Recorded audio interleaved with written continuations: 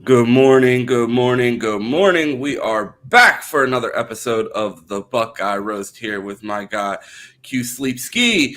You looking tired, buddy? Yeah, you think. I don't know. I don't know when's the last time I woke up and seen a 5 on the clock. It usually starts with a 4. So Wait, what's going on? What changed? nothing changed. Oh, okay. Just time it is in the fucking morning. I was like, did I miss some sort of change in the clocks that I was supposed to do? No, you did not. That's what it is. I know y'all just be telling your own time out there. No, we don't change. Fortunately or unfortunately, however you want to describe it. We got plenty to get into today. We got coaches' interviews. We are going to talk about Ohio State's grades through non-conference play. But before we get into any of that, we have a special guest with us today. And man, is this long overdue. You may have seen this guy on the channel before with our guy Mike on the Fans Edge. Our guy, Terry T. What's going on? Man, what's up with you guys, man? Like you said, it's long overdue, man. Should have been on here. Absolutely, man. Our guy Terry has been rocking with us since day one. I mean, Terry is one of the first people to support and believe in what we're doing, and I couldn't be more thankful for always looking out for us. I mean, man, we go way back before I think even Best Damn Media was creating content. My man Terry reached out to me and told me he had an extra capture card for me because he was trying to help me get my streaming setup going. So, I mean, Terry is a day one OG and has been supporting us since, I mean, before we even knew what we had going. So, I mean, I couldn't be more thankful to have our guy here, and just a big thank you for always being a real one for us. You never even got the capture card. I never even got the capture card. I ended up buying one myself.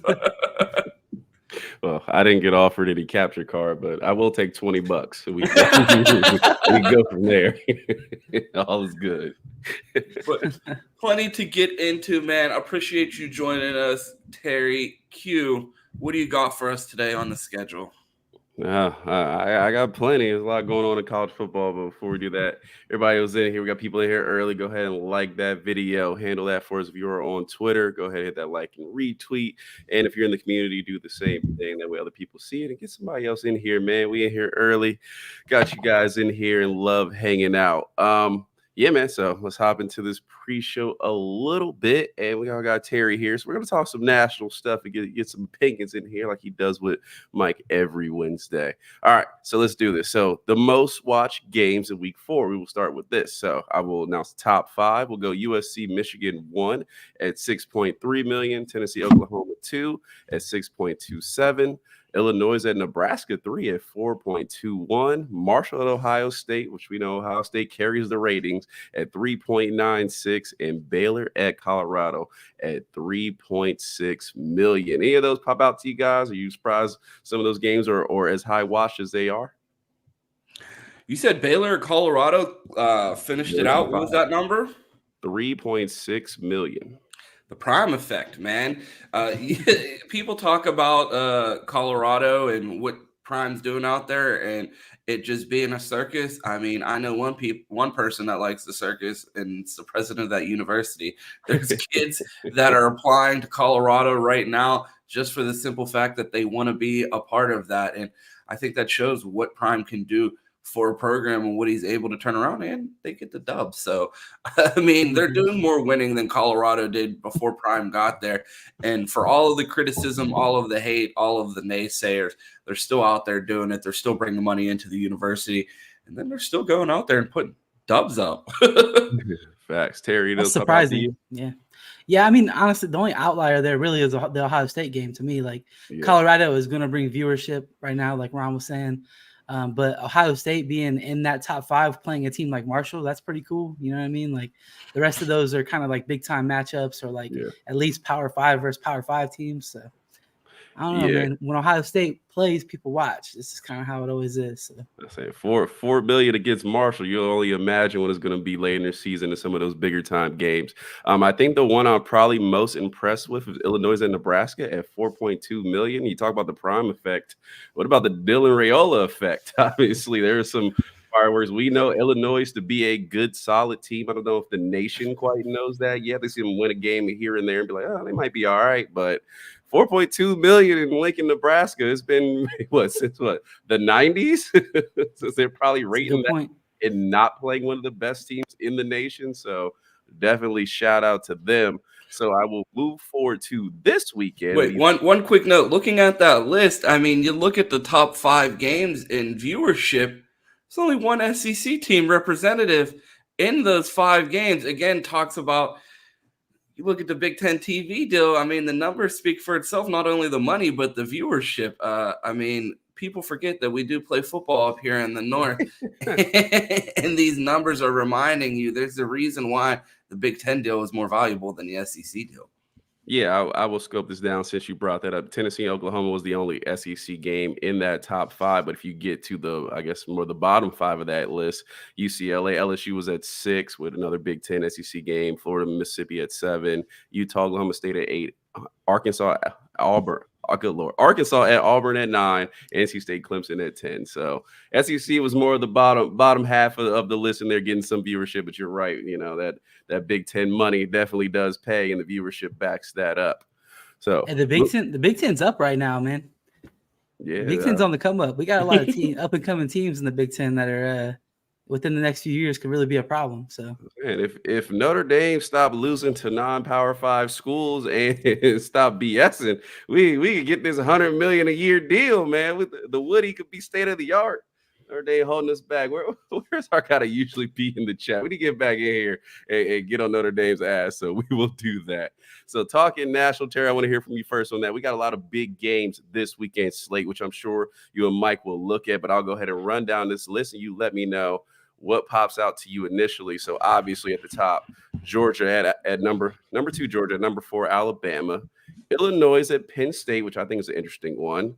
Louisville at Notre Dame, which Notre Dame has bounced back from that loss they took earlier. So we'll see how they play. Oklahoma State against Kansas State, Arizona at Utah, and Colorado. We got to throw them in there at UCF. So Terry, which one of these pop out to you early? I mean, the obvious one's going to be Georgia versus Alabama. That game is going to be crazy, which I believe is played at the same time as our game. So our viewership is going to be a little bit lower because of that. I mean, other than that, I would think that the Colorado versus UCF game will probably draw a lot of eyes because obviously you got the Coach Prime effect, and then UCF is one of those teams that's kind of on the come up too. So that's the 2 games I really look at with that. What do you think, Ron? I mean, the Georgia-Alabama game is going to steal everyone's eyes, but Illinois-Penn State should tell us a lot about both of these teams. I feel like whoever loses that game, people are going to walk away from that with sweeping judgments as far as the other team not being what we thought they were. So I feel like that's going to be, from my Big Ten bias, that's a game to stand out. But I mean, you talk about what an amazing slate of games. There's so many to choose from. Obviously, Georgia and Alabama is going to be the one that everyone has their eyes on. Terry mentioned it's the same time as us, so it's hard to watch. I don't know about you guys, but when the Buckeyes are on, the channel doesn't change. I'm not checking scores. Same. I'm not looking at other games, so that's going to be one of those. I'm going to have to hear what happened and then go back and watch maybe some All 22 or listen to what everybody got to say in Spaces, because when my Buckeyes are on, it don't matter who they're playing. I'm not changing the channel, and then I'm going to have to catch up on everybody else a little bit later. Q, I know you don't watch college football. The Buckeyes are the only team that you watch. Do you think if you're out at whatever bar I know you watch the games at, are you going to be like peeking over your shoulder and looking at the TV behind you and seeing what's going on in that game? Well, Ron, I would first say you need to go talk to Mike and get that multi setup where you have multiple games playing at one time. So you don't have to still stare away or change the channel. You can just look a little to the left, look a little to the right, and see what's happening around college football. Definitely, I'm with both of you, and I'll have some follow up questions in a second. But that Georgia Alabama game is the one I'm probably looking at to most. I would say second. Notre Dame took that big time L and then they bounced back the following week. So going against Louisville, who we've talked about on this channel a bit as being that kind of that consistent team, the ACC, which we'll be able to measure Miami probably really when they go against Louisville. I'm interested to see what Notre Dame does there. If they can get that win, do they somehow find a way to crawl themselves back with USC still on the schedule, a couple of other teams on the schedule? I think that's probably the most interesting one to me besides the big one. But I will follow it with the one everyone wants to talk about. So, Terry, I will start with you. Is there anything you're looking for in particular with this Bama UGA game? Is there any matchups, anything with the coaches, anything with the scheme, anything you're looking forward to? Yeah, so for me, the big thing I want to see is I want to watch Milrow because I was not a Milrow believer last year, and I'm kind of still not. I talked to a Bama fan last night, and they told me he looks better this year. He's making decisions faster. And honestly, I haven't watched him. You know what I mean? Like, I haven't watched a ton of Alabama this year. So I want to see what Milrow looks like against a good defense and see if he can kind of command that offense. Because if he can, then I think Bama's going to be cooking for the whole year. And if he kind of looks like he did last year where he was very indecisive, not really too good at maneuvering the pocket, then without having, that combined with not having the Nick Saban effect, I think Bama could be in trouble getting, later into the year and into the playoffs and stuff. Because you got to assume they'll at least make it there, right? So yeah. All right, Ron, a little bit of a different question for you. We had talked coaches, and Terry, you can follow up with this if you want. Mm-hmm. We had talked coaches early in the season. We had picked our top 5. Obviously, I was famously let down by a certain coach at Florida State who saw me put him high on the list and said, yeah, you might have said that a little too early. But Kevin DeBoer makes his debut for Alabama against their first really big-time opponent in Georgia. We know the battles over the years. Ron, how much would you say DeBoer has to prove going into this game with his Alabama team? Not much. I mean, I think Alabama is already exceeding, well, not Alabama's fans' expectations, but at least my expectations for Alabama this year. I thought that they would take a dip. I feel like they're about as quality of a team as they were last year, and it'll be an interesting measuring stick to see where this program currently sits in comparison to where Kirby Smart has ascended this Alabama team to. So that'll be a nice measuring stick, but at the same time, it's year one, and the wheels didn't fall off. It'll be interesting to see if they lose, how the fan base reacts, how they respond after the loss. But I don't think there's too much to take away from this individual loss. I feel like it'll definitely tell you that they're on the right direction if they're able to, in year one, beat the king of the conference, who is Kirby Smart, now that Nick Saban is gone. So I wouldn't make grand sweeping judgments based on the outcome of this unless Alabama wins. Then you could just hang your head and realize, like, if you thought that this show was going to come to a screeching halt, it's not.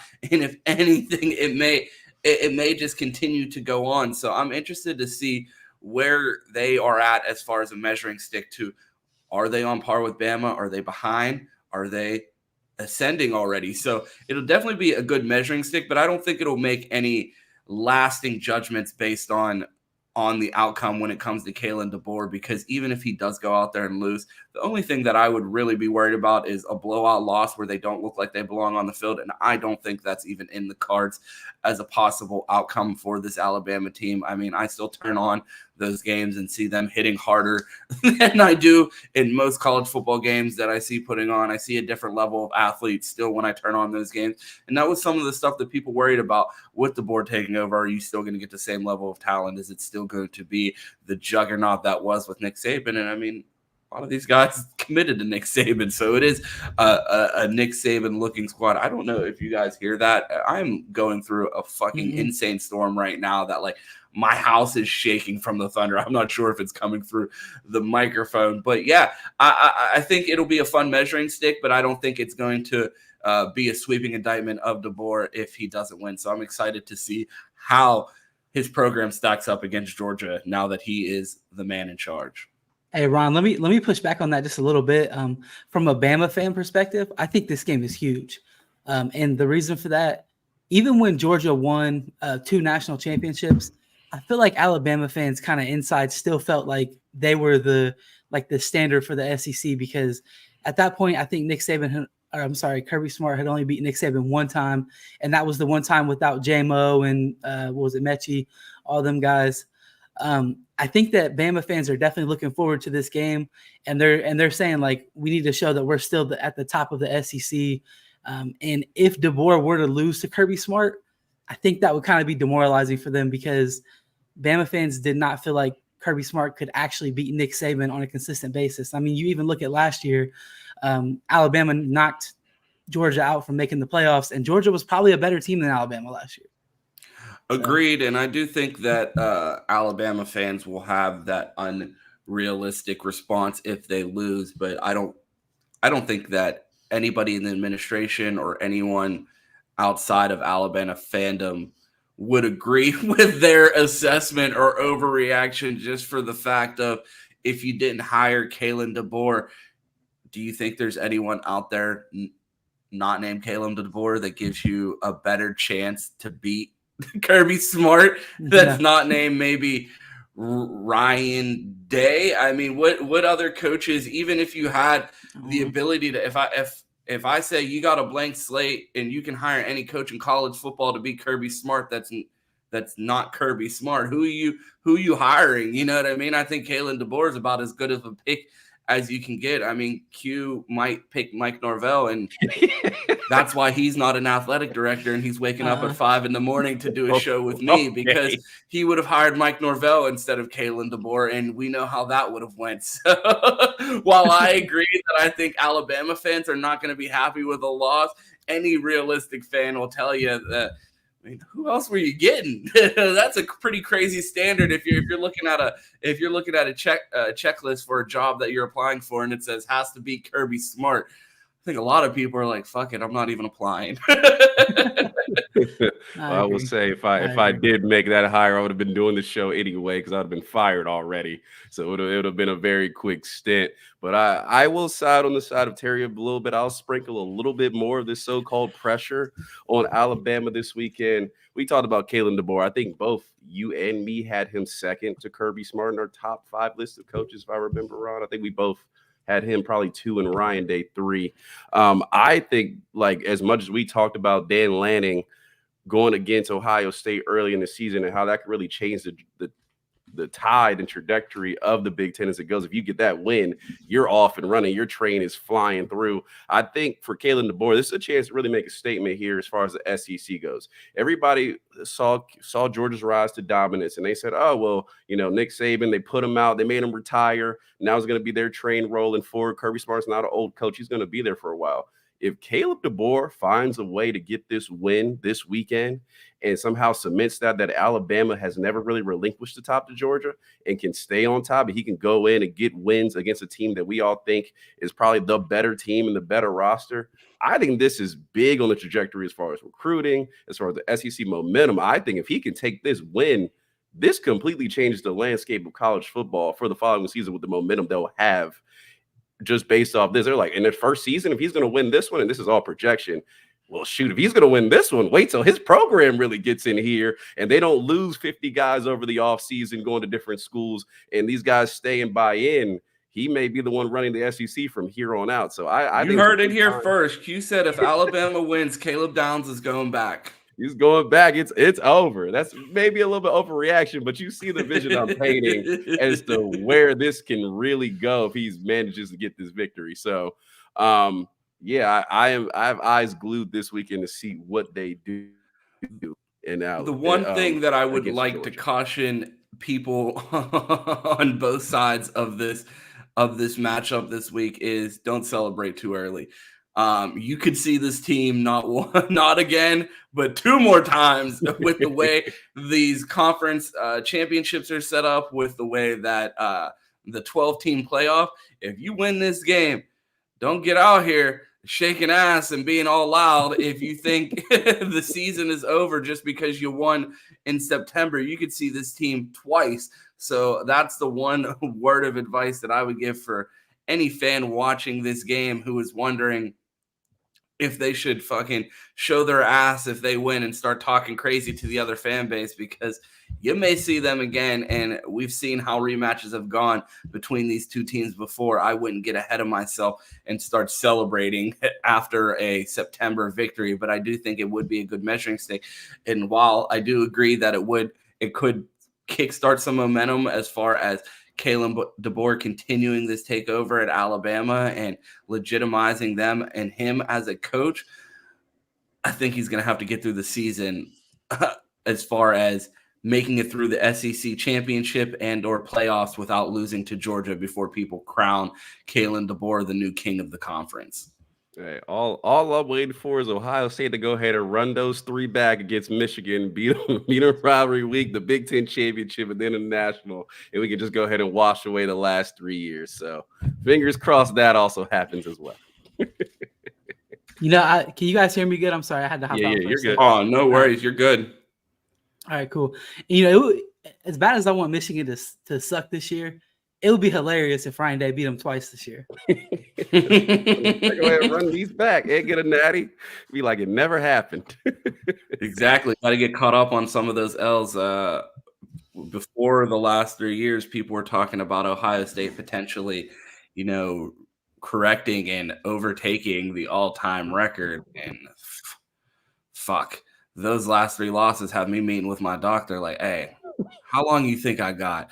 Because it's going to take us a little longer if I want to see Ohio State take over the all-time record of my lifetime. Like, have me eating an extra salad or two to make sure that I'm around long enough to see it, because we were on pace to do it this decade. And, yeah, that's not going to happen.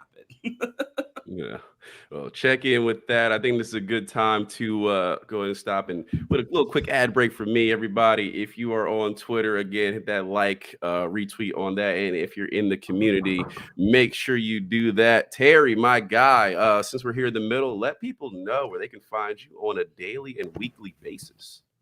All right. Yeah, man, just pretty much on Twitter, CFB_stop. Put my content on there pretty much. Been learning how to edit, doing little editing videos. My guy Ron been working with me on that. So obviously Ohio State content. So just find me on there, man. All right. Sounds good. And moving forward. So let's talk our favorite weekly segment, or one of them we talk the freshman standout list. We have touched on this every week as we continue to keep tabs on the guys Ohio State got and the guys Ohio State has missed. So let me run down this list for this freshman standout for week 4. So at number 1, we got Jordan Seaton out at Colorado, still holding it down. Number 2, Jeremiah Smith, Isaiah Wilson. Isaiah Wilson. Time out. That name, anyone that has been a follower of this platform since the beginning knows that the names Isaac and Isaiah be whooping Q's ass. If it comes up in the chat, if it comes up in the notes, it's small on a print list, over here. He cannot read the name Isaiah or Isaac, and he just starts to malfunction like someone just started to drip a little bit of water on his motherboard, and it's a little he starts saying it. But that is Isaac Wilson, younger brother of Zach Wilson and former high school backup quarterback to Devin Brown out in Utah. Maybe he got a little more swag and changed it to Isaiah. That's he got a little more juice wearing a do-rag in the pregame. Isaac Wilson, man. To add on to that, not only I can't read these names, I can barely read as it is. It's probably my one flaw in life. So just expect some mistakes to go down the list. All right, number 4, we got Fluff Rothwell. Haven't really heard of him, and I don't know what school logo that is. So if anybody wants to help me out there, you can go for it there at number 4. Number 5, Dylan Raiola at Nebraska. Sammy Brown. Haven't heard from him in a while since he spurned the Buckeyes. So there he is at Clemson balling out. Jordan Lyle, an Ohio State decommit from the U over there at 7. And Maziel Bennett from South Carolina at number 8, the wide receiver. So your boy Jeremiah Smith makes it back on the list. Jordan Seaton, any guys that stand out to y'all on here or size you're surprised to see? I mean, if Jeremiah Smith would have made it during the bye week, that would have just cemented his legacy as the greatest. Like, if you're standing out as a true freshman and you're not even playing, like I seen bro at Chipotle and he looked ridiculous. No, I mean, Jordan Seaton at the top of the list for all those smart asses that said they don't want an offensive tackle that wears Amiri jeans. Like I said, bro, get the fucking Amiri deal in Columbus if that gets Jordan Seaton here, bro. If anyone that's seen a 300-pound, 6 foot, whatever, 6'5", 6'6" guy moving like a fullback should have known that this guy was going to be different. And again, the clearly our guy Charles Powers from On 3 agrees that he's looking all of the part of the best offensive tackle in the class. Yeah, see him in the portal next season. Terry, can I ask you a quick question? I haven't heard you talk much about Dylan Raiola since starting in Nebraska in this season. So I want to ask you your early impressions of Dylan Raiola out there. He's getting the TV views. He's balling out. He's been on this list week in, week out. What is your impressions of Dylan Raiola? Man, listen, Dylan Raiola looks like he's playing with a confidence that you don't usually see freshman quarterbacks play with. And I think some of that may have to do with, like, you don't usually see like the 5-star all everything quarterback go to a school that's not like in the limelight, like Ohio State, Bama, stuff like that. Him going out to Nebraska, I think, was a good thing. And I think that may start driving some of those like highly rated quarterbacks to start going to schools like that, because he has a chance where most people are watching his highlights, not watching every single game, not watching every single play. And he just plays with a confidence, man. He's out there like, moving around the pocket, dropping dimes. I don't know. I mean, he still makes freshman mistakes, but you're not going to get a freshman that's not going to make freshman mistakes. So I don't know, man. I like what he's doing. I think that kid has crazy potential. And if he stays out there at Nebraska for his entire college career, they got a bright future going forward, man, because, outside of like the Patrick Mahomes antics when he's on the field, he looks good out there. What school are you guys most worried about coming for Dylan Raiola in the transfer portal? I know Colorado might be calling. Miami going to be calling everybody because they're going to need a quarterback next year. And especially if they win, nobody's quarterbacks are safe. Stay away from our quarterback room. See, I don't think he would go to either a team like that. I mean, I would imagine if somebody's going to come calling for him and he would actually go, it would have to be like upper echelon, like Georgia, Alabama, something like that. And honestly, looking at like with his dad being a legacy at Nebraska and now his brother being committed there, I think he's there, dude, especially because he's already got like the hype anyway. So it's not like he has to go somewhere to like get his name out there. And Matt Rule's putting together a really good football team. So I think he'll just stay there, dude, and play his whole career there. And by, next year and his junior year, that's going to be a dangerous football team. Do you think he's a potential holdout candidate? Like I might come to spring practice unless my apartment gets a little bit bigger, my car gets a little bit faster, my bank account gets a little fatter. Like I know they probably got a deal, but man, Q, I know it's not in the notes, but I kind of want to get to this real quick before we get going. We're seeing the impacts of NIL changing the landscape of the sport. UNLV quarterback Matthew Saluka, their starting quarterback, a team that looks like they could potentially be in a playoff team. And this guy said, "Show me my money." They don't have any money for bro. He said, "I'm not playing. You guys told me that I was going to have all this money, a hot tub in my dorm room, and none of this stuff is there. Like, I'm still living in the shared dorms with a communal bathroom, and you guys promised me a penthouse." Are we going to see guys quit on their team due to contractual obligations not being met through NIL? This is probably the craziest thing that we've seen in the sport when it comes to NIL, and a guy really just saying, "You know what? I'll see you guys next year from a different team in a different conference because I'm not sticking around to see how this plays out. I don't care what type of promises. I don't care about what hopes. I need my money." Yeah, that's actually the first time I heard about this. That's actually insane. A little bit reminds me of a quarterback who enrolled in Georgia this offseason after another SEC team promised him money and he had to go sue them for not getting his deals. I mean, this is surprising. I mean, especially in Vegas, you would think in Las Vegas, coach could just go put his salary on black and go ahead and get my man paid off. Come on, bro. You got gangs in Vegas. You got all this casino money. You telling me you can't get my man? Look, but hear me out. Hear me out. Maybe the bag man stopped on his way to drop it off and was like, you know what? I got 60 bands cash on me. I'm about to go drop it off for bro. If I put it on black, no one knows. 60 bands for me. Maybe someone gambled all his money. It is in Vegas. Maybe, who knows? Maybe the mob ran off on the bag. We don't know what happened to this money, but clearly bro didn't get it. I feel like there's so many ways to get this done without spending bread. Like, yo, man, just hook up with a penthouse every weekend. He'll be fine. Saturday nights can throw parties after we win the game. Like, so I feel like there's so many opportunities to get it done. It's not like he's in like nowhere, Kansas, where it's like, yeah, well, shit, we don't got no money. We don't got nothing for him to do. Like, Vegas? Come on, man. Hey, UNLV, just call me, fly me in. We'll get this done and wrapped up over the weekend. I'll put some stuff together for you. Yeah, I mean, at the same time, schools can't be promising kids stuff and then not following through with it. You know what I mean? Like that.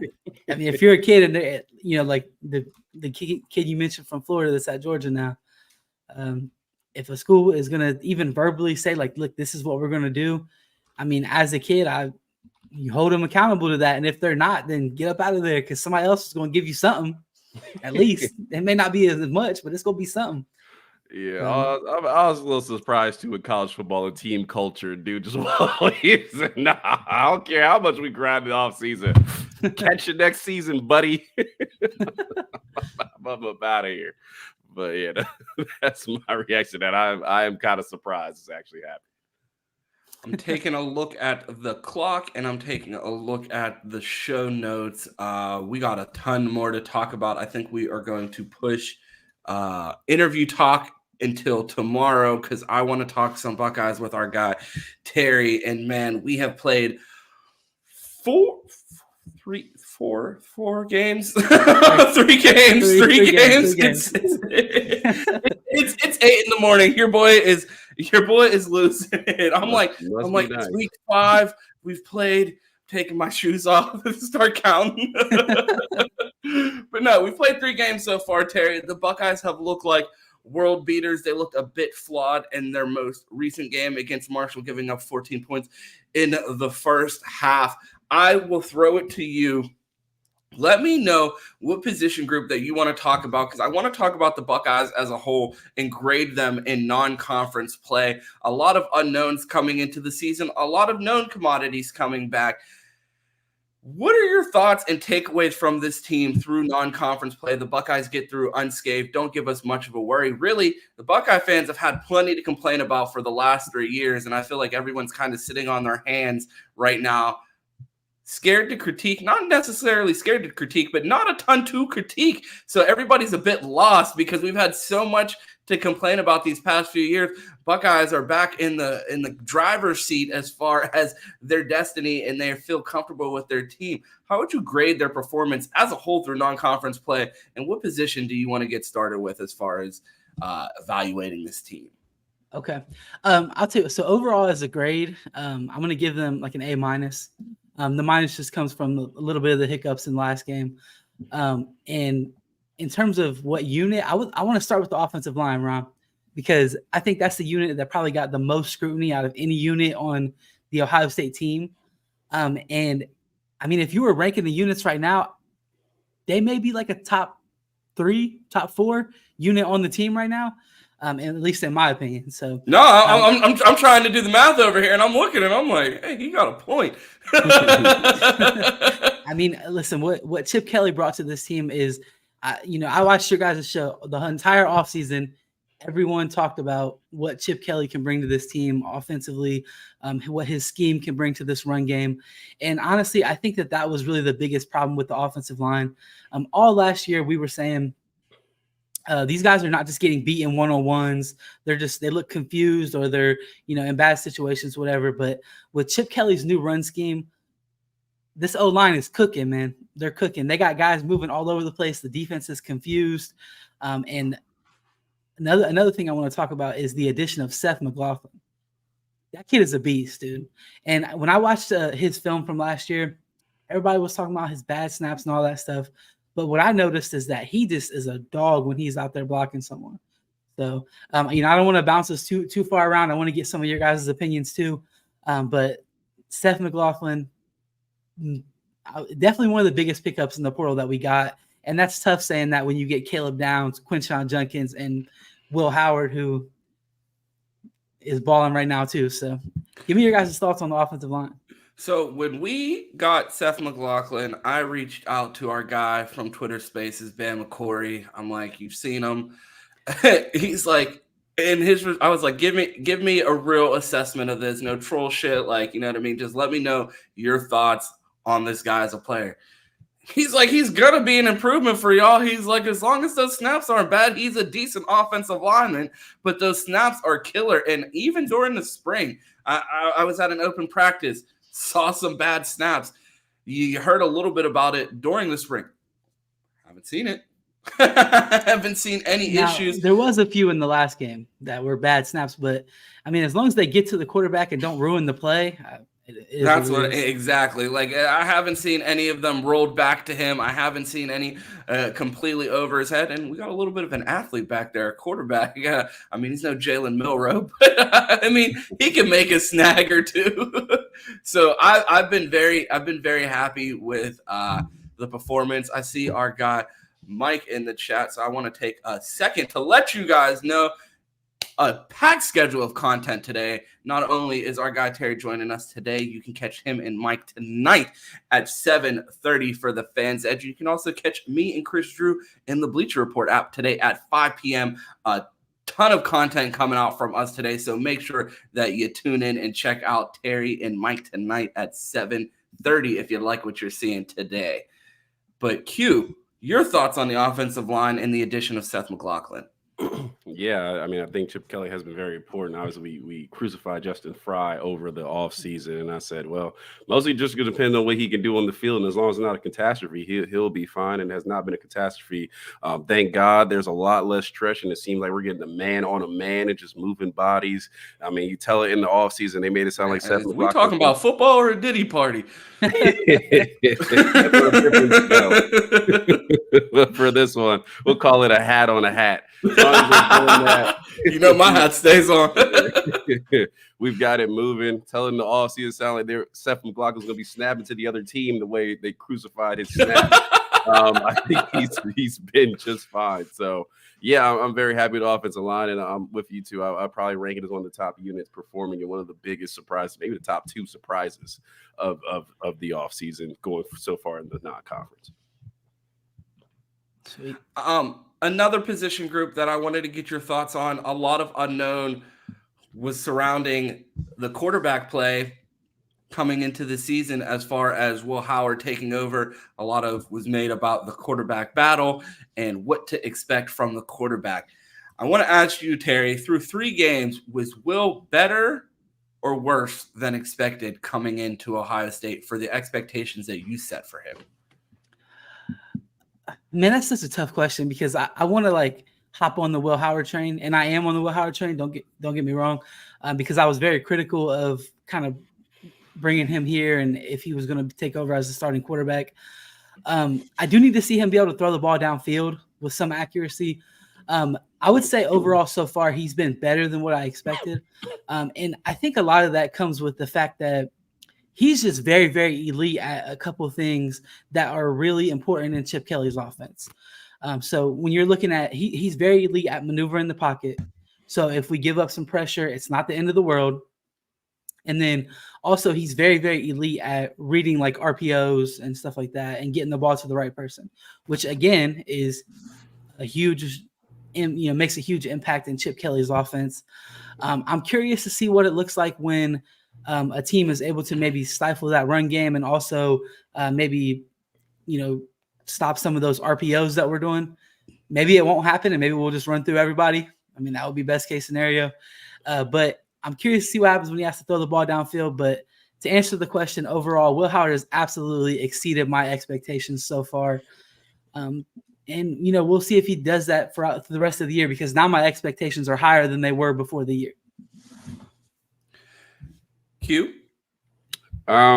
I mean, I would say he's right where I kind of thought he would be coming into the season. I mean, my questions were, really, is the deep ball there? We've still seen it a little inconsistent, and he's a little late on some throws, but I said it, he's best in the intermediate passing game, and that's what we've seen. And with this team, it looks like you can just now, I don't know where it came from, but now at Ohio State, you can throw a slant, it's going to the house. Apparently, you don't got to throw deep balls when guys are taking it for 60 and 70. So, I mean, it's working out so far. Like with Terry, I think the Oregon game is still going to be that measuring stick. I think we'll probably bowl through Iowa. I don't expect that to be too much of a challenge there for right now. But I think that Oregon game is going to be the one where that running game isn't working as well as it is, because it's worked as well as it could. And, guys are a little more covered. We'll see what he can do. But so far, I mean, you can't be mad at him. I probably put him into like a B+. Yeah, man, I can't complain. I think that Will Howard has exceeded my expectations. I did not have overly high hopes coming in. I expected him to be better than Kyle McCord, but I didn't expect him to. It feels like he's ascended the offense to another level in his own way, not necessarily making it look like a CJ or CJ Stroud or Justin Field offense. But like Terry hit on, his decision making and the read option and the play action and his ability to throw the ball away and get out of the pocket and get the extra yards after a play.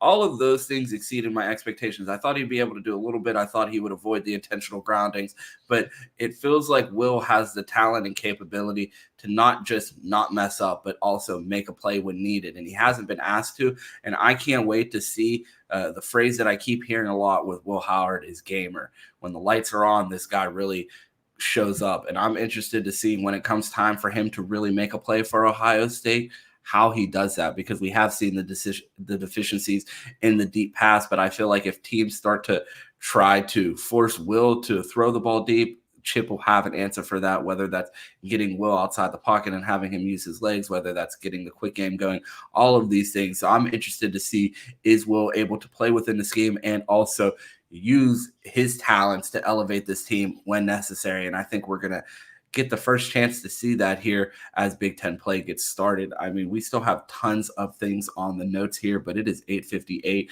We're going to have to get our guy Terry back on the show again next week, because we got plenty more to talk to, but your boy has a call to jump on in 2 minutes, so we got to get out of here. Q, let the people know where they could find you, and if they want to continue this coverage, we're definitely, Terry's going to get to me after the show and let me know if he can make it back on here. But we got plenty to recap and get to with Terry. But we got a super chat, too, before we get out of here from our guy, Mike Green. Urban said we haven't opened up the playbook yet. Your guys' thoughts there? On defense, I agree. On offense, I think Chip Kelly has got in his bag a little bit. I certainly hope not. I mean, we kind of playing Sisters of the Poor the first 3 games, so don't disrespect Akron like that. Everybody loves Moorhead. Q. We got something in the bag. I'm hoping, but we started to see maybe a little bit. But before we get out of here, a big thank you to our guy, Terry. The chat absolutely loved this appearance, so we definitely have to do this again. Let the people know where they could find you, and also a big thank you for joining us this morning. Absolutely, man. Thanks for having me on. You guys can find me just at CFB_stop on Twitter. That's where I'll be at, so hit me up. Q. Yeah, y'all know where to find me, man. So your boy Quentin, Flying Johnson, all over the place here on the show at 8, all that good stuff. Make sure you hit the audio, podcast, all that. I will update it today to make sure it's up to date. So I'll hold you down there. Ron, get us out of here. If you want to find me, you can find me on Twitter at 2Ts. It's 2_TEES. You can find me here weekdays at 8 a.m. with Q for the Buckeye Roast. We have a special guest joining us tomorrow, so make sure that you tune in for that as well. We have guests filling up the lineup the rest of the week. We have another guest tomorrow on Thursday. And, of course, Pat of Menace to Sports will be back on Friday.